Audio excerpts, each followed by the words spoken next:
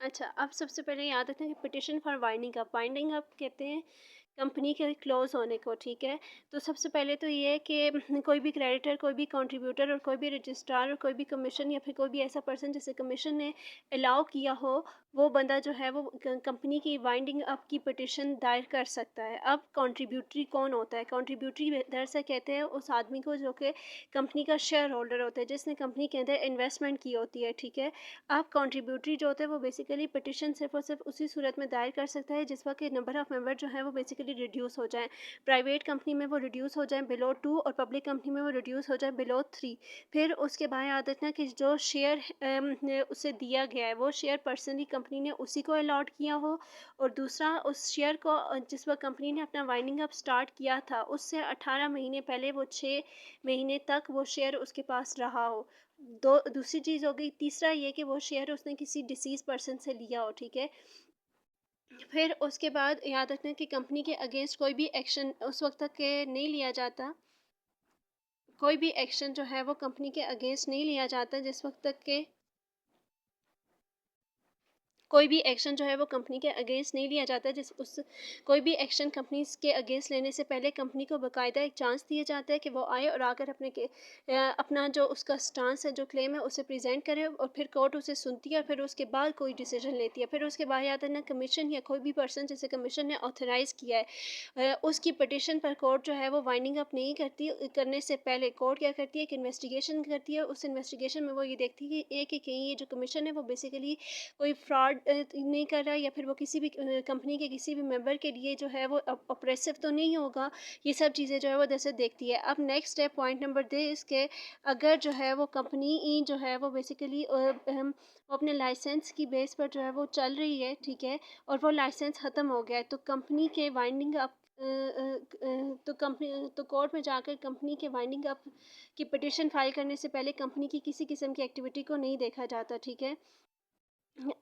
फिर उसके बाद याद रखना कि जो कोर्ट है वो basically shall not give a hearing to a petition for winding up a company be contingent secured. अच्छा, फिर उसके बाद इसमें यह कि कोर्ट जो है वो दरअसल उस वक्त तक कोर्ट जो है वो बेसिकली पिटिशन पर वाइंडिंग अप की पिटिशन पर जो है वो काम नहीं करती है जिस वक्त तक कि क्रेडिटर जो है उसे तमाम कास्ट की सिक्योरिटी ना दे दे। क्रेडिटर और प्राइमा फेशी का मतलब होता है कि इनफ एविडेंस ना दे। प्राइमा फेशी का मतलब होता है कि बहुत ज़्यादा स्ट्रॉन्ग एविडेंस, ठीक है?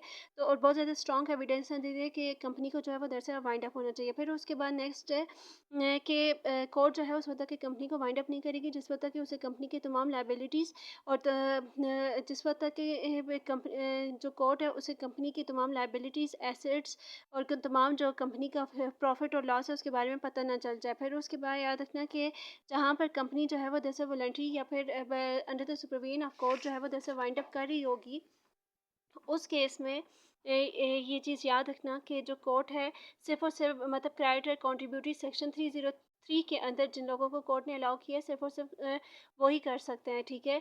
फिर उसके बाद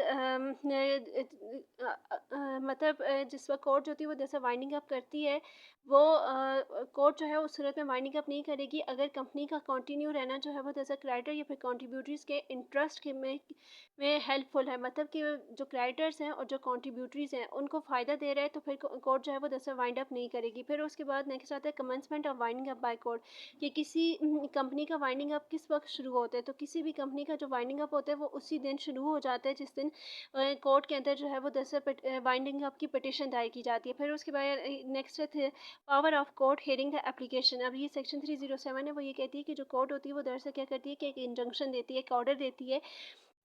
जिस वक्त कोर्ट के अंदर जो है वो जैसे वाइंडिंग अप की पिटिशन दायर की जाती है, तो सबसे पहले कोर्ट एक इंजंक्शन देती है कि अगर किसी सूरत में भी अगर इसी कंपनी का, जिस कंपनी का वाइंडिंग अप चल रहा है, अगर इस कंपनी का किसी और कंपनी के किसी और कोर्ट में लीगल इशू चल रहा है तो उसे रोकती है। फिर उसके बाद कोर्ट के पास कुछ पावर्स हैं कि वो इस केस को जो है वो दरअसल विदाउट कॉस्ट डिसमिस कर सकती है या विद कास्ट खारिज कर देती है, या फिर इंटरिम ऑर्डर, या फिर वो कोई आर्जी हुक्म नामे जारी करती है, या फिर प्रोविजनल मैनेजर को अपॉइंट करती है जो कि तमाम कंपनी के मैटर्स को ओवरसी करता है, या फिर वो बेसिकली क्या करता है कि एक ऑर्डर करते हैं कि कंपनी को विद और विदाउट कॉस्ट जो है वो जैसे वाइंड अप की जा सके, ठीक है? फिर उसके बाद नेक्स्ट है कि that before appointing a provisional manager the court shall give a notice to a company। और इसमें ये है कि एक प्रोविजनल मैनेजर को अपॉइंट करने से पहले कोर्ट कंपनी को एक नोटिस देती है कि वो आए और अपने आप को रिप्रेजेंट करे, और फिर कोर्ट कंपनी को सुनती है, उसके बाद जो है वो दरअसल कोर्ट नोटिस करती है। इस चीज़ में, इस पॉइंट में ये है कि जो कोर्ट है, अगर कंपनी के एसेट्स जो है वो दरअसल ख़त्म हो जाए और कंपनी के एसेट्स ना रहे, तो तो इस केस में कंपनी जो है वो बेसिकली वाइंड अप इस बेस पर या फिर इस ग्राउंड पर जो कंपनी कोर्ट है वो बेसिकली वाइंडिंग अप से रिफ्यूज़ नहीं कर सकती। फिर उसके बाद नेक्स्ट है कि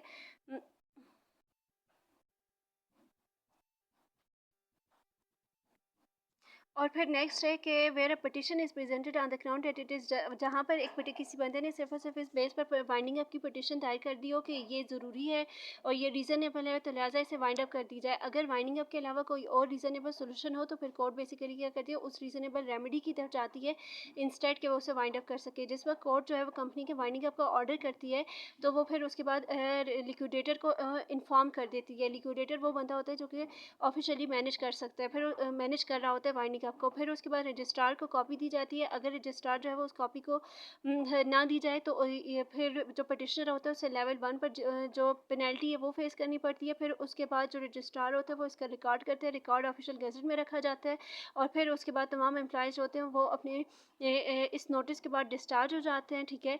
नेक्स्ट है कि suit stayed on winding up order. इसका ये मतलब है कि जैसे ही वाइंडिंग अप ऑर्डर जो होता है वो दरअसल दिया जाता है, प्रोविंशियल मैनेजर जो है वो दरअसल अपॉइंट हो जाता है, तो suit stayed on winding up order.